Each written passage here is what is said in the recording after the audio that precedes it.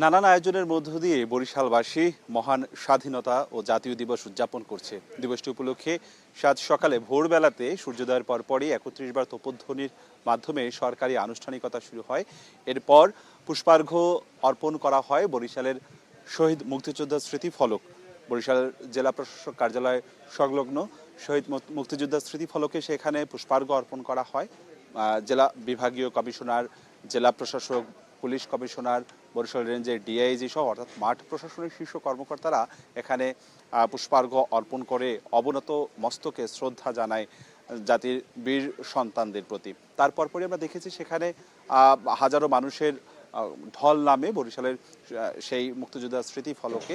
আর এই মুহূর্তে আমি আছি বরিশালের কীর্তনখোলা নদীতে রয়েছি, অর্থাৎ বিআইডব্লিউটি এর যে ঘাটটি, সেই ঘাটের সামনেই বাংলাদেশ নৌবাহিনীর থেকে যুদ্ধজাহাজ তারা এখানে উন্মুক্ত করেছে, প্রদর্শনী শুরু করেছে এবং সেই প্রদর্শনী কার্যক্রমটি বেলা ১২টার সময় আনুষ্ঠানিকভাবে এখানে শুরু করে। এখন সেই প্রদর্শনী কার্যক্রম চলছে। এখানে কিন্তু আমরা দেখছি যে প্রদর্শনী কার্যক্রম শুরু হওয়ার পরপরই বিভিন্ন শ্রেণী পেশার মানুষ এসেছে এই জাহাজটি দেখবার জন্য। বাংলাদেশের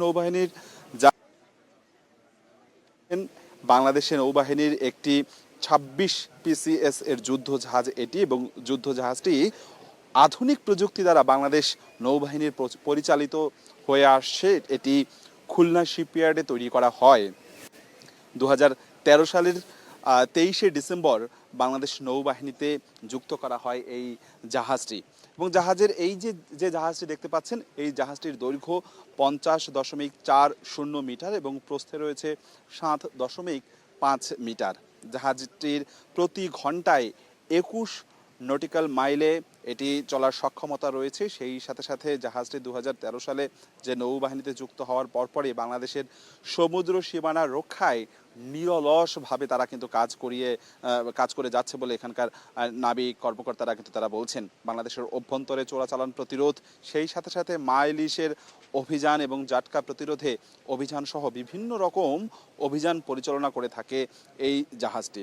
বাংলাদেশ নৌবাহিনীর পক্ষ থেকে আরও যেটি জানানো হয়েছে যে মহান স্বাধীনতা এবং জাতীয় দিবস উপলক্ষে এই জাহাজটির বাইরেও দেশের আরও বেশ কয়েকটি স্থানেই কিন্তু আজকে যুদ্ধ জাহাজ উন্মুক্ত করা হয়েছে। বিশেষ করে তারা বলছেন যে জাতীয় দিবস উপলক্ষে বিভিন্ন মসজিদে শহীদ মুক্তিযোদ্ধাদের আত্মার মাগফিরাত এবং দেশ ও জাতির শান্তি সমৃদ্ধি কামনায় তারা দোয়া মোনাজাতের আয়োজন করা হয়েছে। এবং ঢাকা, চট্টগ্রাম, খুলনা নৌ অঞ্চলের সকল জাহাজ এবং সেই সমস্ত যে তাদের যে ঘাঁটি রয়েছে বাংলাদেশ নৌবাহিনীর, সেই সমস্ত জায়গায় নানান ধরনের কর্মসূচি তারা করে আসছে। পাশাপাশি নৌবাহিনীর পরিচালিত নৌবাহিনী school, college, navy, anchorage school and college, শিশু নিকেতনের রচনা এবং আবৃত্তি প্রতিযোগিতারা তারা আয়োজন করা হয়েছে। এবং সব কিছু মিলে আজকের এই দিনটিতে তারা কিন্তু বর্ণিল বর্ণাঢ্য আয়োজনের মধ্য দিয়েই বাংলাদেশের যে সক্ষমতা রয়েছে যুদ্ধ জাহাজের, সেটি তারা তুলে ধরছেন। এবং তারা বলছেন নৌবাহিনীর ত্রিমাত্রিক সক্ষমতা রয়েছে। চট্টগ্রামের নেভাল বার্থে বাংলাদেশ নৌবাহিনী জাহাজ সমুদ্র অভিযান, সদরঘাটে ঢাকায় বিএনডিবি গ্যাংচিল নৌ ইউনিট, নারায়ণগঞ্জে নেভাল বার্থে অতন্দ্র যে জাহাজটি সেটি সেখানে প্রদর্শন করা হয়েছে। এবং রকেট ঘাঁটি খুলনায় বানৌজা শহীদ আখতার উদ্দিন এবং নেভাল বার্থ দিকরাজে বানৌজা আবু বক্কর বিআইডব্লিউটি এর ঘাটে, বরিশাল ঘাটে এখানে এই যে অদম্য জাহাজটি এখানে উন্মুক্ত করা হয়েছে, প্রদর্শনী করা হয়েছে। এবং এটি চলবে ১২টার সময় শুরু হয়েছে। ১২টার সময় যে এই সর্বসাধারণের জন্য উন্মুক্ত পর্ব শুরু হয়েছে, এটি চলবে বিকেল ৪টা পর্যন্ত। সবাই কিন্তু এসে এখানে উপভোগ করতে পারবেন, দেখতে পারবেন বাংলাদেশের। এবং আমরা দেখছি যে বিভিন্ন মানুষ আসছে, তারা এসে এই জাহাজগুলো দেখছে। এবং যুদ্ধ জাহাজ এই যে দেখছেন যে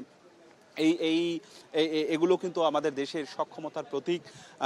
তারা বলছেন, নৌবাহিনীর এখানকার কর্মকর্তারা বলছেন যে কোনো যুদ্ধ চলাকালীন সময়ে কিংবা বাংলাদেশের সমুদ্র সীমা রক্ষায় চোরাচালান প্রতিরোধে, জাটকা অভিযান প্রতিরোধে তারা কিন্তু এই জাহাজটি নিয়ে তারা সক্ষমতা ভূমিকা পালন করতে পারে। আমরা দেখছি যে বিভিন্ন শ্রেণী পেশার মানুষ এই জাহাজটিতে দেখতে আসে, তারা বেশ উচ্ছ্বসিত, তারা খুব খুশি আজকের এই দিনটিতে এই যুদ্ধ জাহাজটি দেখতে পেরে।